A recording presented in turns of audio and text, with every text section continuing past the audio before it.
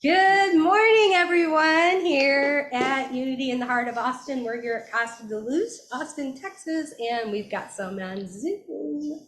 Hello and good morning. I'm Teresa Tia, and I'll be your platform host for this morning. We're grateful you're here with us. So today, our lesson is brought to us by the lovely Tammy Lorraine. And we have our friend David Rosenblatt here as our musician today. And right now I'm going to invite Tammy Lorraine up for our opening prayer. Good morning, come on in. We're praying, come on up. So I would just invite us all to close our outer eyes, knowing that our inner eye is always open. We tap into that inner wisdom, into that inner vision, as we sink into our heart space in deep, deep gratitude. Gratitude for our own being, for the presence of love and life that breathes us moment by moment. Grateful for this circle of love and friendship and fellowship. Grateful for life itself. And it's from that place of gratitude that we uplift all those in need of prayer. We uplift our own unforgiveness, our own burden, our own anything that we are carrying that we are ready to let go of. We just lift it into the light of our gratitude and our love and our appreciation. As we celebrate this day together and we release this affirmation of truth, knowing it is so, and so it is. Amen. Amen. Thank you so much, Tammy. And now I'm going to have David come up and do our opening song. Yeah, everyone stay on your feet. Everybody. I'm glad you're here. I'm glad you're here. The fellowship is sweeter than just knowing you're near. It's so good to see you. I hope that it's clear. Everyone loves you. We're so glad you're here. I'm glad you're here. So glad you're here. The fellowship is sweeter than just knowing you're near. It's so good to see you. I hope that it's clear. Everyone loves you. We're so glad you're here. Everyone loves you. We're so glad you're here.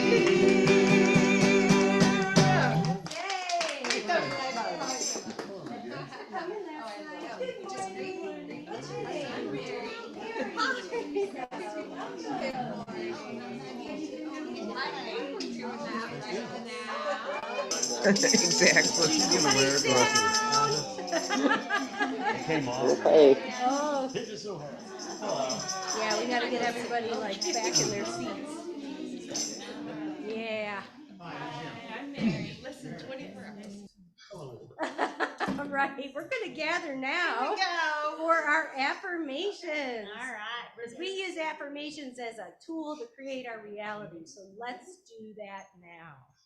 First, let's affirm our prosperity together.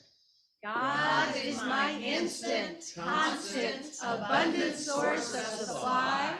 I am blessed with health, wealth, happiness, wisdom, love, and success. All right. And now we're going to affirm our vision for our spiritual community. And we'll do this together. With our thoughts, words, and actions, we make a powerful and positive difference in Austin, Texas, and in our world. All right. This is a song I wrote about taking action. We all, it's really nice being, it's also about climbing out of your comfort zone into, it's sort of like if you're in the earth as a like in gardening, you come out, you're blossoming. And this song is about not just being, which a lot of the times I get in these real quiet modes and I'm meditating, I spend a lot of time with myself, and I'm just like, let's take this love into action. we can get in tune. See, love is an action word. That's the key. Action. Need to have you go stand up there. Having the door open. It's like playing outside.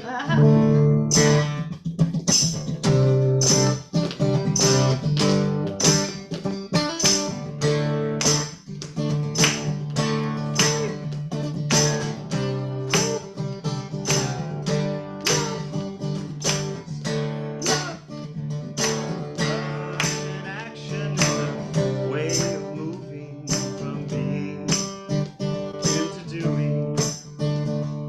Loving action is a form of moving from being into doing. This love in action is a way of being while moving with love into doing. This act of being becomes doing while moving with love into action. Sweet, climbing up, climbing in, climbing out, climb within, climbing out, climbing in. It's all within here. The power to lead you from fear into love.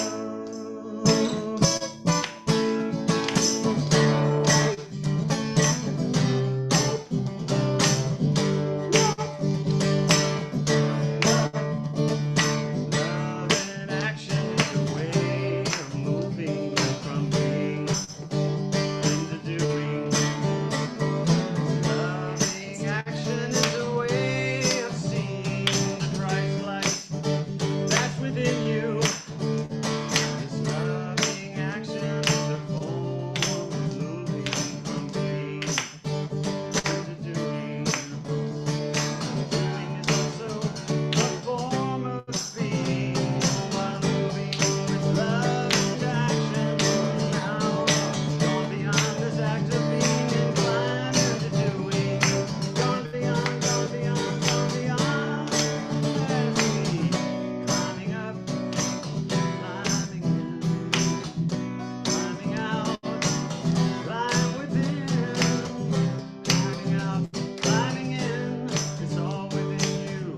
It's all within here as we climb up, climb in, climbing out, climb within, climbing out, climbing in.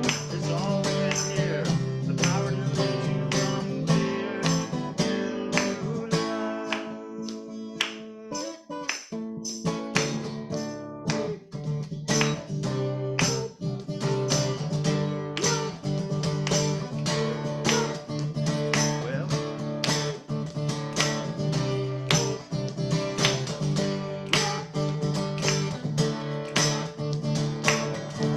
Well, action is a way of moving from being into doing. Wow. Thank you. Listen. Well, good morning, everybody. Good morning, Tammy. So this Sunday is exactly 2 weeks away from Easter and 1 week away from Palm Sunday and the beginning of Holy Week, which is what kind of inspired my message today. When I worked at a Unity church, we used to call Easter the Super Bowl of churches. Because it is, after all, the highest attended service of the year. So here's just a couple fun little stats. There are approximately 21 million Americans in the United States who identify as Christian. 80% of those plan to celebrate Easter in some way. 37% plan to attend church in person. So that's 7.7 million Christians in the US alone who are planning to go to an Easter service.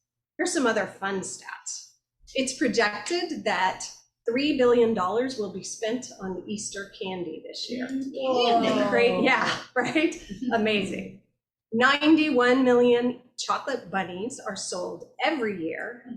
And I find this one the most interesting. 78% of all people eat the chocolate bunny ears first. I mean, come on, is there any other way? Right? seriousness, the inspiration from my talk, comes from this deep longing that I have for this Easter to be unlike any other. Because I imagine that for the most part, those 7.7 million Americans, myself included, am going to be inspired on Easter, but will my consciousness be resurrected? Or is it just going to be another Easter? So I'm hoping that today we can plant some seeds in our consciousness to really, truly be transformed. Metaphysics teaches us that Easter isn't just about the resurrection of our way shower. It's also about the resurrection of our own consciousness, the renewal of the Christ within us. But in reality, resurrection is always a now thing. It's happening moment to moment if we recognize it. Every time we choose love over fear, there's a resurrection in our consciousness. Now, the other inspiration for my talk today is very personal, and it's about a type of resurrection that I recently went through. And I'm hoping that by sharing it, I will touch someone and something will shake loose for you in the way that it did for me. So it's probably one of my more authentic and vulnerable messages because I rarely actually talk about some of the challenges that I moved through. But I think we can all agree that the last couple of years have had some challenges for all of us. We're still walking through some level of collective trauma over the pandemic and the isolation that it brought. We deal with global tensions, economic constraints, and in the world of our senses, the world of the news, the world of our perceived reality, it can feel very hard and heavy.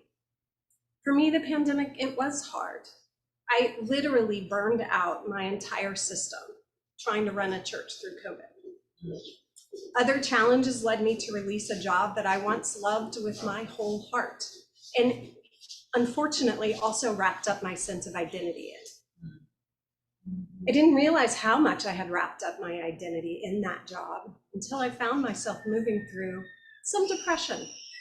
It would come and it would go, and I struggled to find meaning in life. Now, thankfully, I am blessed with a good job, lots of friends, a loving wife, a cute dog, and a cute, sometimes cute cat. But and those things would pull me out of my funk. I would vacillate. But as long as we leave our identity in something that is impermanent and that has fallen away, there is a part of us that keeps dying. And that was happening to me. There was a part of me that was stuck in the past. And I had to release that old and step into the new. Resurrection is often as simple as remembering who we are and who we are not. We are not our jobs. We are not our roles. We are not these bodies, and we are not our minds. We are that which is awareness itself, eternal allness. So a little over a month ago, I came down with pneumonia. And for me, it felt like all of the life force energy in my body had been drained away. And it actually brought up a lot of fear of dying, and a realization that I had chosen not to live, that by having my meaning stuck in something that had fallen away and clinging to it, I was choosing the opposite of life. And that's where the inspiration for my talk title comes from, Let There Be Life. So while I lay in bed for hours and hours and hours with pneumonia, I grieved my losses. I did a lot of praying. I spoke to the cells of my body. That's the great lesson that we got from Myrtle Fillmore. I did a lot of crying. Tears are healing. And I let all of that pent up emotion that I had shelved and not felt come up for me to release. And that was the gift of my pneumonia. I recommitted to life because I realized I want to be here. So I don't want any of us to have to feel the 2x4 experience in order to choose life. I don't think any of you want that, right? We want to choose it now. And that's kind of the point. Resurrection is now. It's in the moment that we choose life. We choose to let go of that which is not serving us. It's in our conscious breathing. It's in the radical, honest, holy honesty, where we can recognize the places that we've disengaged from life. And disengaging from life, it's a coping mechanism that many of us learned as children in order to keep us safe. In the last few years, they've given our subconscious minds plenty of opportunities to trigger that mechanism.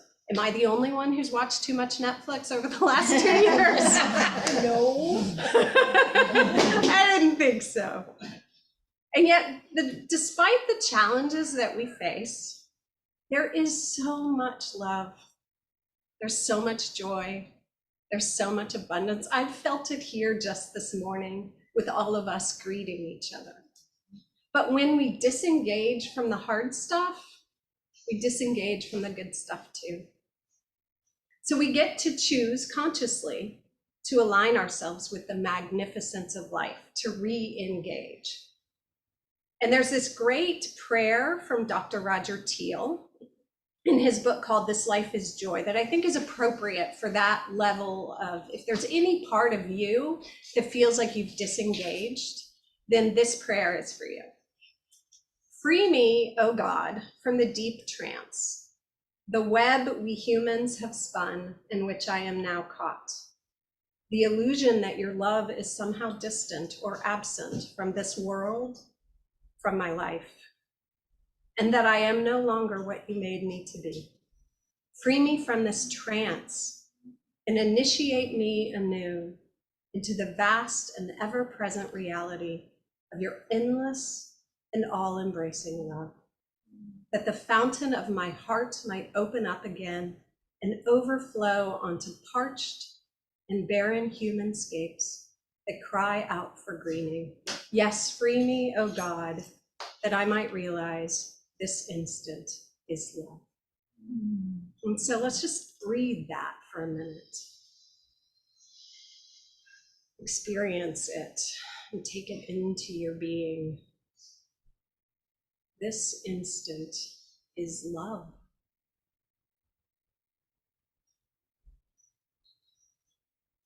Emily Cady wrote, "The wire of communication between the Creator and his creations is never cut. The channel of inflowing divine life never closed.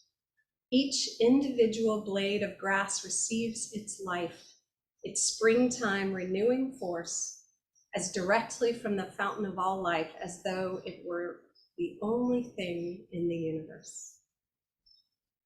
We're all connected to this divine life, and the flow is never cut. When we choose to renew our minds, when we choose to release the pent-up emotions that we have been avoiding, we step back into that flow of life. And so most of you know I love acronyms, so I've come up with one to help us step back into the flow. And of course, the word is flow. There you go. The F stands for forgiveness. Grievances block the flow of life. And in this process and what I'm talking about today, I'm specifically talking about self-forgiveness, which can sometimes be the hardest forgiveness to do. I had to realize and reckon with the ways I had chosen to disengage from life. And that holy honesty brought up within me the ways that I had missed the mark. And I had a choice. Was I going to be guilty or feel guilty about that? Was I going to judge myself? But we know that doesn't serve us. So the F is forgiveness. We forgive ourselves. And if you're struggling to forgive yourself, seek support. My beloved wife had a mentor. His name was Louis. He worked with men specifically. And he used to tell them, after they would tell these gut-wrenching stories and the ways that they were holding on, don't worry. If you can't forgive, I'll do it for you. And there's power in knowing that someone else is doing that forgiveness work for you. It can be life-changing. If you can't let it go, ask a friend. And I think to some extent, That's what it means to view Jesus as our Savior, which I know isn't a typical unity approach, but here's this being of immense love who's willing to take all of our burdens for us. In Matthew 11, 28, 30, Jesus says, "Come to me, all you who are weary and burdened, and I will give you rest. Take my yoke upon you and learn from me, for I am gentle and humble in heart, and you will find rest for your souls. For my yoke is easy and my burden is light." So when we see ourselves as God sees us, there's nothing to forgive. God sees only what God made, the holy, perfect being of love that we all are. And that leads to the L in flow, which is love. So after we do the forgiveness work, we move into love. Forgiveness and love are the tools that Myrtle Fillmore, the founder of Unity, used to heal herself from tuberculosis. She asked the cells in her body to forgive her for the ways in which she had seen those cells as less than divine life. And then she moved into loving every cell within her body and loving herself. And she healed herself. The entire Unity movement is created through the power of forgiveness and love. So we open our hearts to ourselves and to the world and to everything that's in it. Pierre Teilhard Desjardins, try saying that fast, proclaims this about love. It's one of my favorite quotes.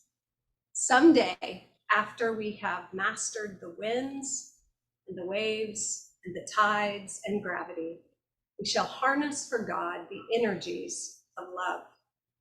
And then, for the second time in the history of the world, man will have discovered fire." So take a moment, put your left hand on your heart if you're willing. Close your eyes if you want, and connect with that fire of love within you. Just breathe. Stoke the flames of that love with your breath. And with your intention to be more loving,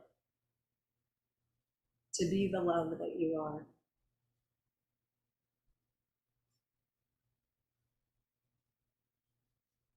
And when you're ready, just open your eyes. So after forgiving and loving, we move into the O of flow, which is overcome. So we move into a state of victory. We view ourselves as empowered and capable and worthy, because we are. So we overcome our limited thinking about ourselves. We also get to overcome the world of our senses. Everything that we see with our eyes, touch with our hands, everything that we smell and hear is a carbon copy in substance of yesterday's thoughts and emotions. It's an outpicturing of the past. Our power lies in changing today's thoughts to create tomorrow's reality. But when we get caught up in what's happening outside of us, we end up on the hamster wheel of tomorrow's reality becoming a mirror image of yesterday's. Repeat, repeat, repeat. We must overcome the habitual nature of our minds in order to be free.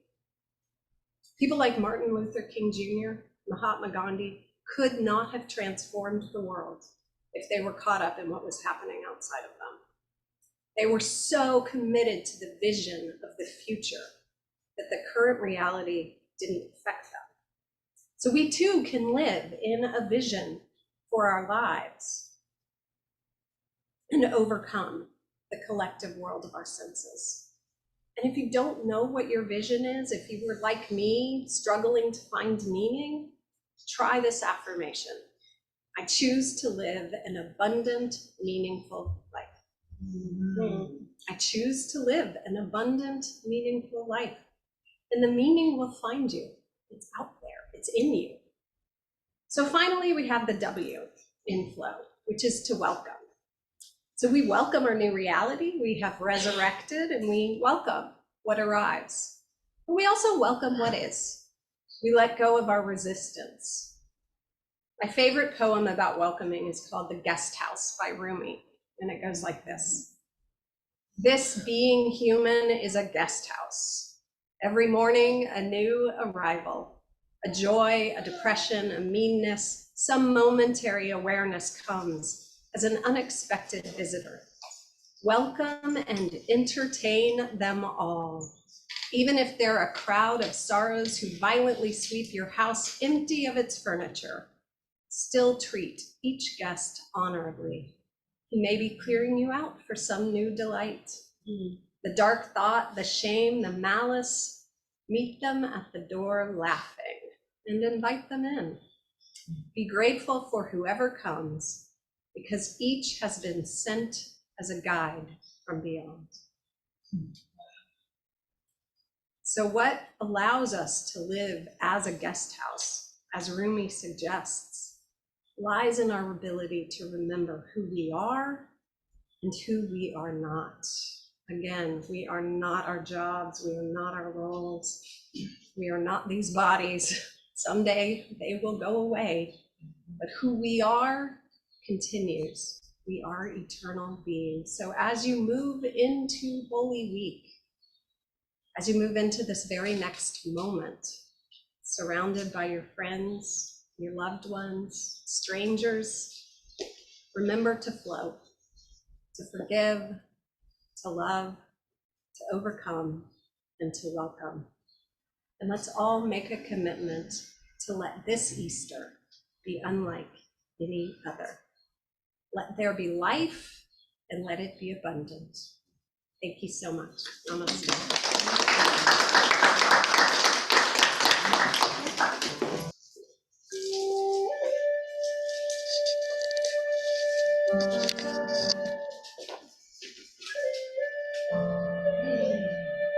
So I invite you to allow that flute music to take you into a deep state of reverence for your life and for all of life. If you haven't already closed your eyes, do so now. Connect with your breath. Allow it to rise and fall from your sacred heart space. Breathing in and letting go. Deeper and deeper into this moment. See if you can soften the borders between you and the rest of the world. Can you welcome what is? Can you welcome the expanded, amazing, wonderful being that you are? Know that it is safe to shine your light.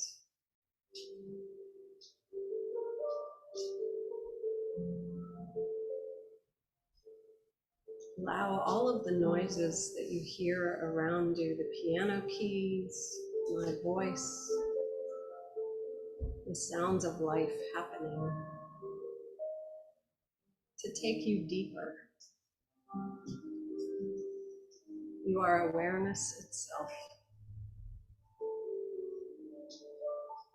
Allow your thoughts to come and go.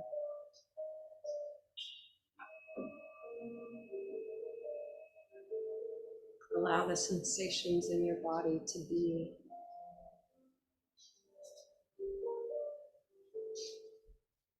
And allow life to flow through you, to renew you.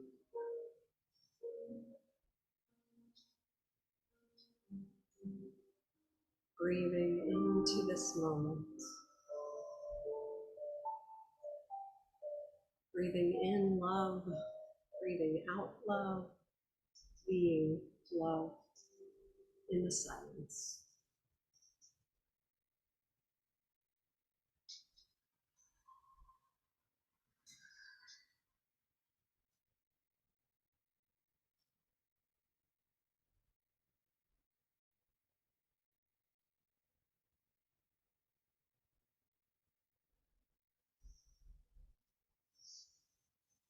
Slowly and gently become aware that you are here in this moment. Become aware of your body. Wiggle your fingers and your toes. Coming back, and when you are ready, open your beautiful eyes. Thank you. Okay, gather your gifts and let's say our offering blessing, and we'll say that together.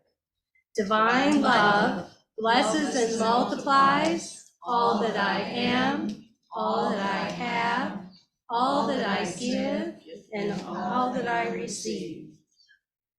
Let there be peace on earth, and let it begin with me. Let there be peace on earth, the peace that was meant to be. With God as creator, in oneness all are we. Let us walk with each other in perfect harmony. Let peace begin with me, let this be the moment now. With every step I take, let this be my joyous vow, to take each moment and live each moment in peace eternally. Let there be peace on earth, and let it begin with me. The light of God surrounds us, the love of God enfolds us, the power of God protects us, the presence of God watches over us. Wherever we are, God is, and all is well. Yay, God. All right. Thanks everyone on Zoom. Glad you were here.